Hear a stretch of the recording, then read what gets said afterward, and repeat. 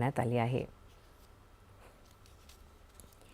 केंद्रीय वाणिज्य आणि उद्योग मंत्री पीयूष गोयल यांनी मुंबईतल्या सिटी इंडिया कॉन्फरन्स 2026 मध्ये दूरदृश्य प्रणालीद्वारे बीजभाषण केलं।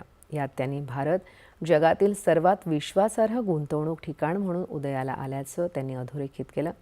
त्याचप्रमाणे त्यांनी उत्पादन, व्यवसाय सुलभता, पायाभूत सुविधा, तंत्रज्ञानाचा अवलंब आणि जागतिक व्यापार सहभाग बळकट करण्यासाठी सरकार करत असलेल्या निरंतर प्रयत्नांची रूपरेषा मांडली। भारताची जगातील सर्वात वेगाने वाढणारी अर्थव्यवस्था म्हणून ओळख निर्माण झाली आहे। भविष्यात 2 दशकांहून अधिक काळ भारत हे स्थान टिकवून ठेवेल असा विश्वास त्यांनी व्यक्त केला।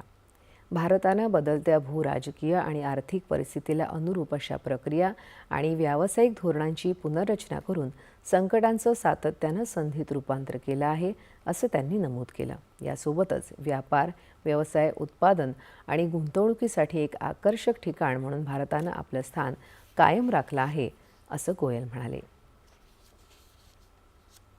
आणि